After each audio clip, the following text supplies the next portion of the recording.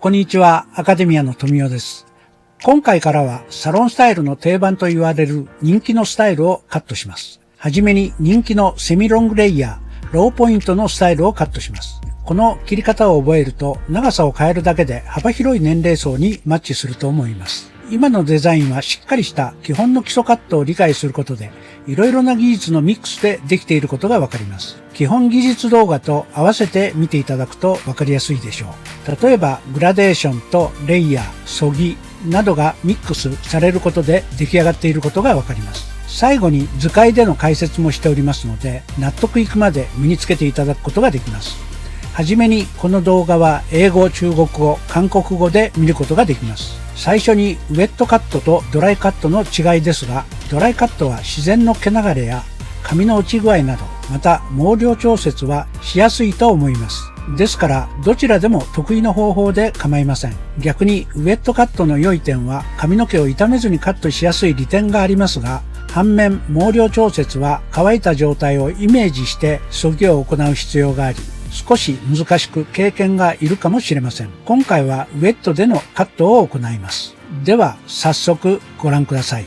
では早速カットしていきましょう。今はセンターで分け放射状にきれいにシェイプしています。前頭部と後頭部を自然に髪が流れる少し前あたりから耳の付け根の中心に分けています。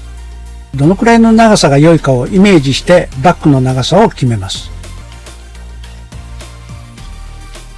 バックセンターからこのように切り始めます。バックセンターからアウトラインをチョップカットしていきます。形は床に対して平行、ボックスボブの要領で切ってください。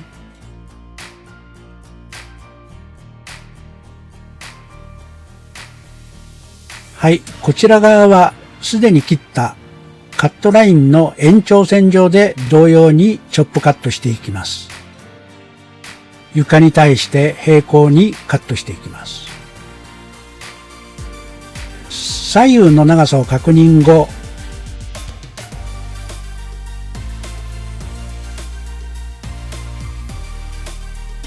フロントサイドに切り進みます。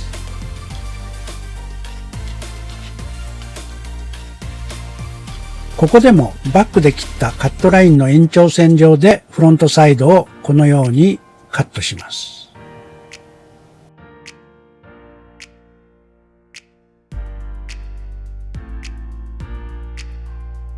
反対側も同様に切り進みます。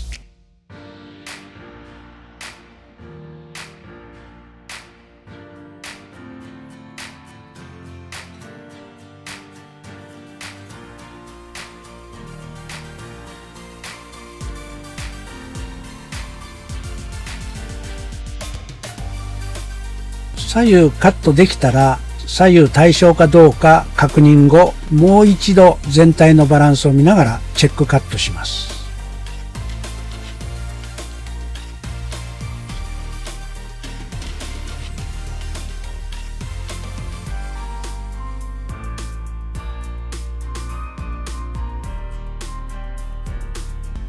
アウトラインがカットできたら放射状にシェイプをしてバックセンターから厚めにスライスを取り、地肌に直角にパネルを引き出し、トップで引かれた毛束に対して直角にチョップカットを行います。ショートレイヤーと違ってロングの場合、パネル幅は広めで大丈夫です。その理由は髪が長い分、パネルを広めに取ってカットしたとしても、両端の髪と集められたセンターの髪との誤差が少ないからです。へこみが少ないので問題ありません。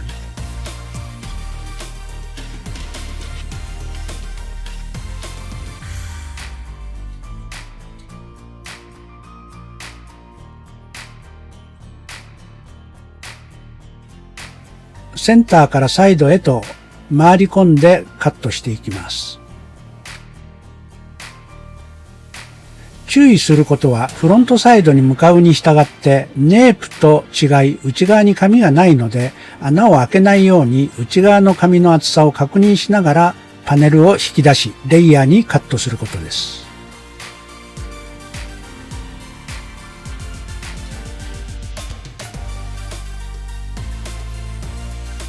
このようにバックセンターからフロントサイドへ切り進みます。あくまでも頭皮に対して直角に、毛束に対して直角にカットします。フロント、正面、センターまでカットしていきます。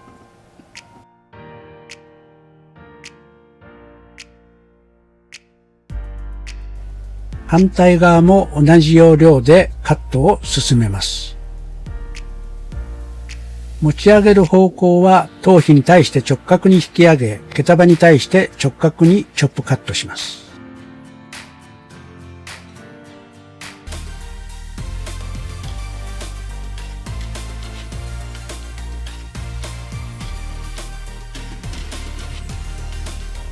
トップのレイヤーカットができたら、フロントサイド、内側の髪の厚さを考えて毛束を分け取り、床に平行に持ち上げてカットします。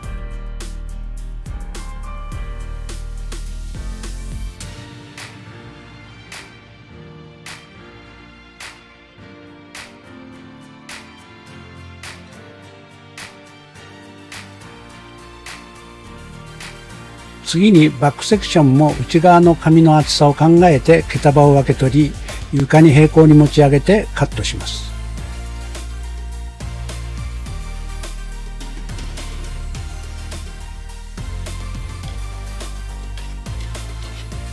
反対側も同じ要領でカットを進めます。これで下側に残した髪の分量が一定になりました。トップの一番表面と内側のレイヤーがよく見るとわかります。これはレイヤーで切られた内側の髪とアウトラインを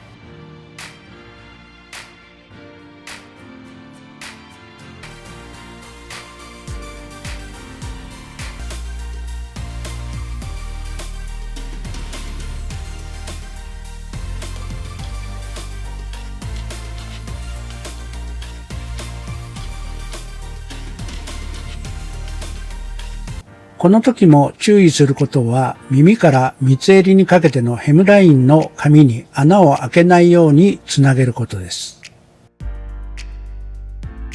ここでレイヤーで切られた内側の髪とアウトラインをつなぎます。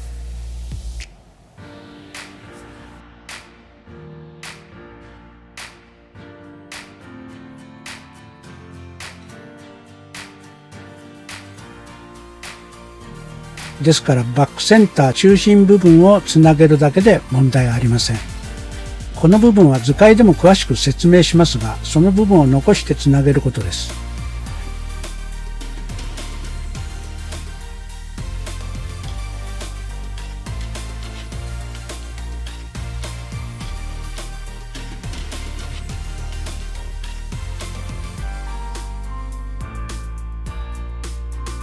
フロントサイドは下側の毛束とつなげなくても大丈夫です。このようにフロントサイドとバックでは倍近く内側の髪の量が違います。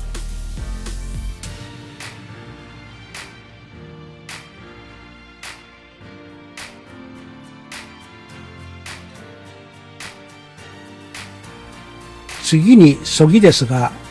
このヘムラインに沿ったところに穴を開けないように耳から耳へつなげるようにブロッキングを取ります。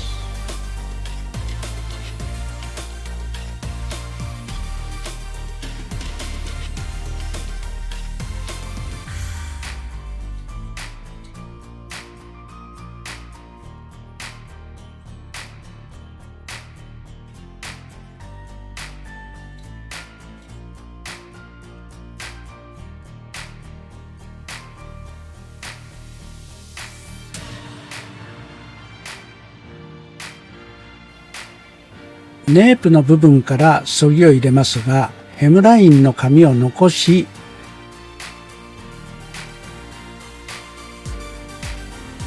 そぎばさみの刃先を紙の根元に向けてこのようにそぎを入れます。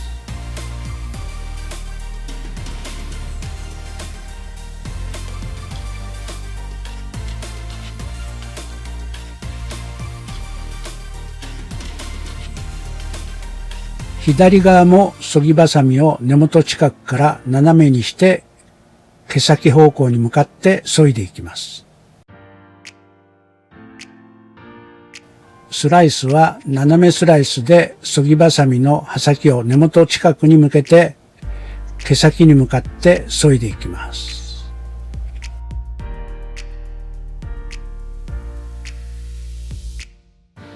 左右対称になるようにそぎばさみの向きと入れ方が大切になります。このように入れることで襟足部分を頭の形がきれいに見せることができます。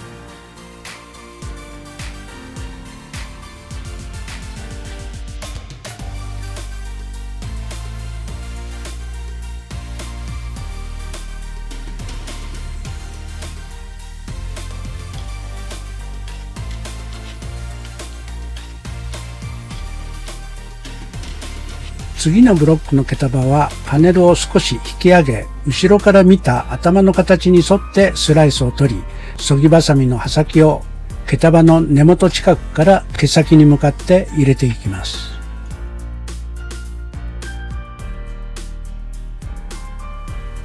同じように中心に向かってそぎを入れていきます。反対側も同様に入れていきます。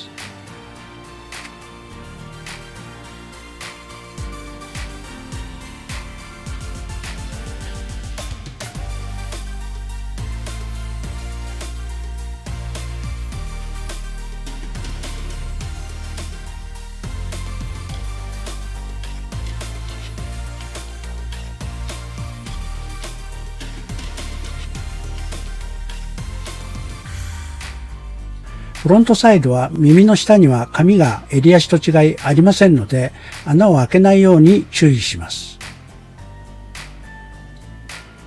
ウィッグにしても人間にしてももみあげ部分の分量が多いと思いますので、そのことを考えながらそぎを入れます。無論、そぎばさみの刃先を根元に向けて毛先に向かって削いでいきます。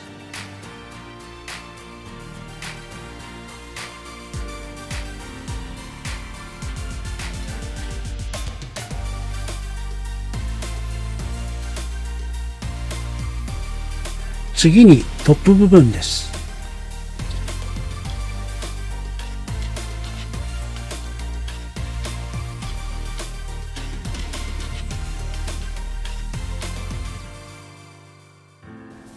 トップ部分はレイヤーカットと同じように毛束の角度を持ち上げ、毛束の長さの中間ぐらいから毛先を中心に動きが出るようにそぎを入れます。毛束も薄めでそぎを入れていきます。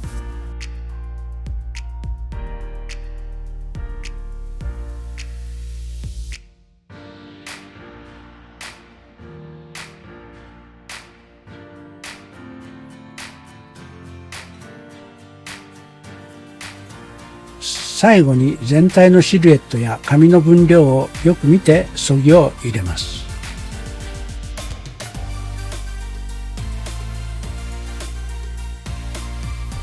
ウェットでのカットの終了です。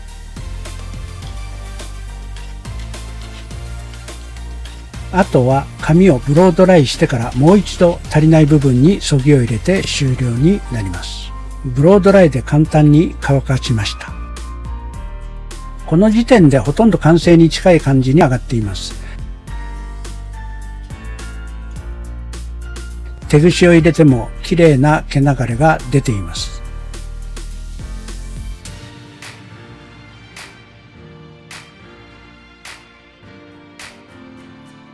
ドライにしてみると、どの部分をどのぐらいそぎをプラスすればよいかを判断して、足りないところに手を加えます。このように手ぐしを入れて毛束感や毛流れ、シルエットも十分出ています。これでも十分問題ないと思いますが、もう少し立体感が出るようにそぎを入れてみたいと思います。あくまでも入れ方としては頭の丸みに沿ってそぎを入れ立体的にすることです。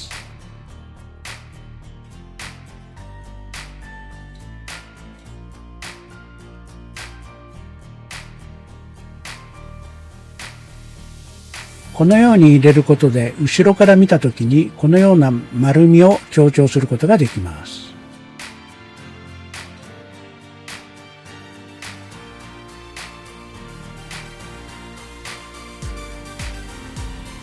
このそぎばさみの入れ方を間違った使い方をしてしまうとスタイルのシルエットが変わってしまいます。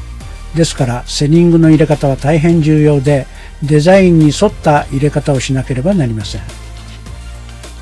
フロントサイドは耳の下には紙が襟足と違いありませんので、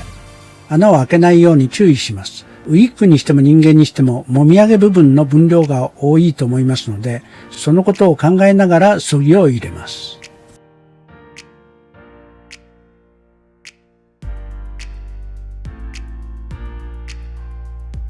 反対側も同様によく見て重い部分にそぎをプラスします。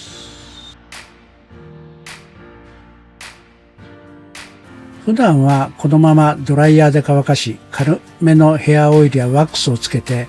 手ぐしを入れるだけで十分ニュアンスは出てくれます。どの位置から手ぐしを入れても立体感も柔らかさも出ています。また締まるところもきれいに締まっています。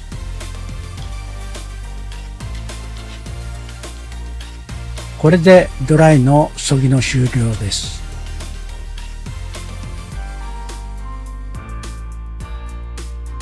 ではカールアイロンを使って仕上げてみましょう。まず頭の丸みに沿って分け、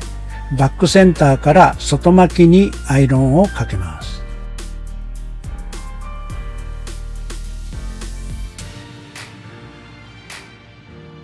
次にその横へとアイロンをかけていきます。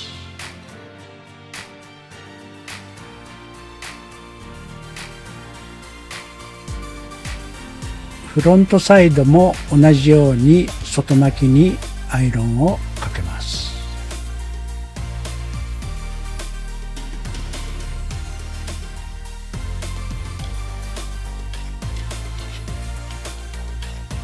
反対側も同じようにかけていきます。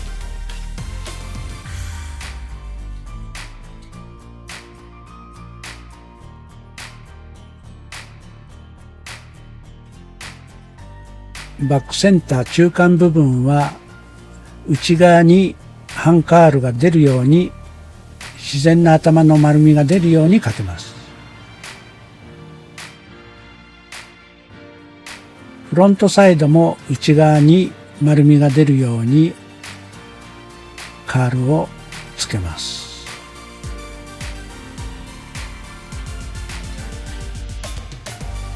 半カールで大丈夫です。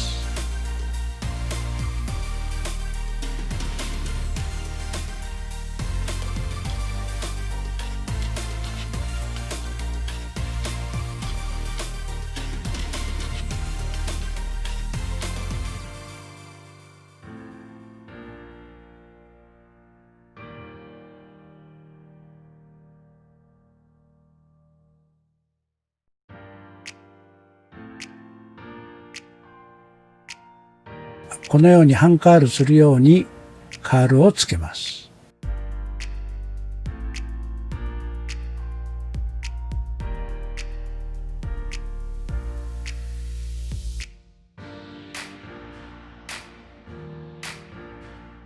フロント部分も内巻きになるように半カールをつけます。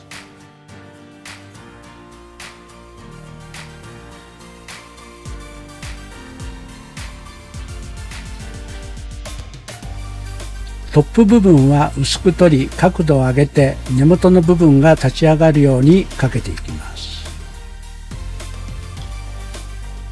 もちろん左右対称にかけていきます。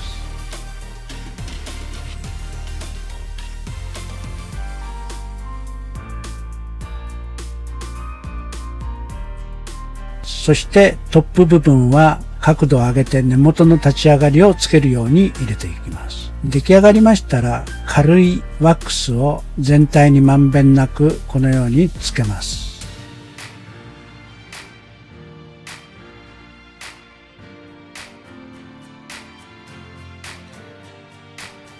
はい、全体に手ぐしを入れて最終的に立体感がつくように仕上げます。はい、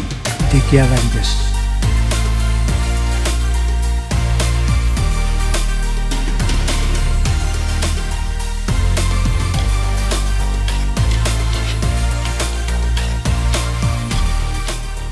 では図解でもう一度見てみましょう。ナチュラルシェイプして軽く前頭部と後頭部を分けたら、バックセンターから床に平行にボックスボブの要領でチョップカットします。バックセクションが左右対称にカットできたらフロントサイドをカットします。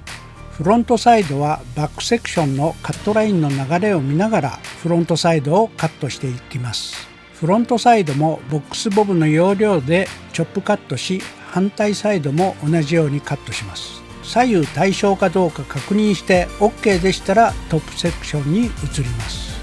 トップセクションはナチュラルシェイプしてセンターに分けて厚めにパネルを取り、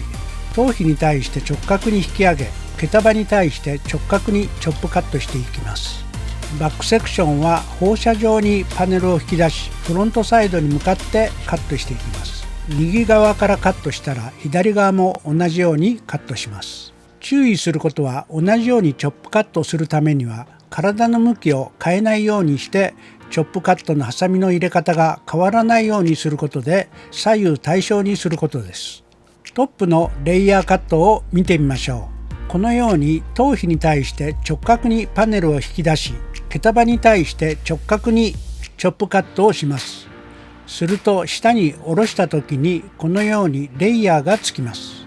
赤の部分が表面の紙になります。中間の紙がピンク色、そして下側の紙が黒になります。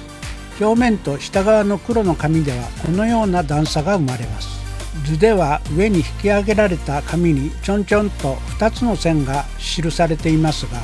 この印が下に落ちた紙が同じであることを示しています。この図のようにバックセクションで左右対称を確認後、フロントサイドへと進み、正面へと回り込んでカットしていきます。この時に襟足とフロントサイドでは内側に紙がないことが透けて見えていると思います。フロントサイドや襟足のヘムラインに穴を開けないように注意しながらレイヤーを入れていきます。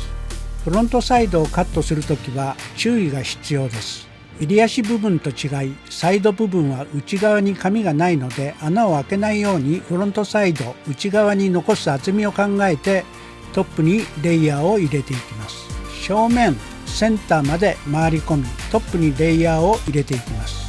反対側も同じようにチョップカットができるようにハサミの入れ方を体の向きを入れ替えないようにしてカットを進めます。トップ部分カット終了後、白の点線部分をスライスして下側の紙の厚みを考えて図解の緑の部分を取り、引き上げカットラインをチェックカットしていきます。バックもこの緑の部分と内側の紙の厚さを分け取りチェックカットしていきます。これで内側の紙の厚みを一定にすることができました。次に内側の紙と上のレイヤーカットした紙をつなぎます。注意点はつなぐ場合も削ぐ場合も同じですが、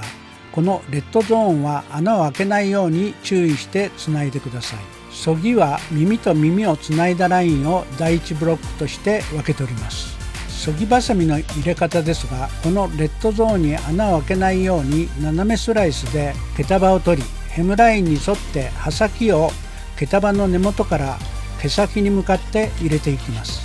削ぎができるのはこのレッドゾーン内だけです。両サイド同じように入れます。次のブロックはトップセクションを残し U 字型に分け取ります。このブロックは平行より下に毛束は引き出し、図のように毛先を根元方向に向けて後ろから見た時にきれいな頭の形を意識して削ぎを入れていきます。トップ部分は毛先の角度を引き上げ、毛束の中間から毛先に向かって削ぎを入れます。毛先の角度を引き上げることで髪が下に落ちた時にきれいに髪がなじみます。あくまでも左右の髪の厚みや手ぐしを入れた時の毛流れ、毛束感を考えながらそぎでデザインしていきます。全体の髪の厚みや毛束感、毛流れ等全体を見て問題なければカットの終了になります。はい、以上になります。セミロングレイヤー、ローポイントのスタイル、図解説明になります。次回はこのウィッグを使ってショートボブを切ります。こちらも人気のスタイルです。概要欄に過去動画も記載してありますので、よかったらご覧ください。気に入っていただけたなら、いいねボタンとチャンネル登録よろしくお願いします。それでは皆さんご視聴ありがとうございます。またお会いしましょう。さようなら。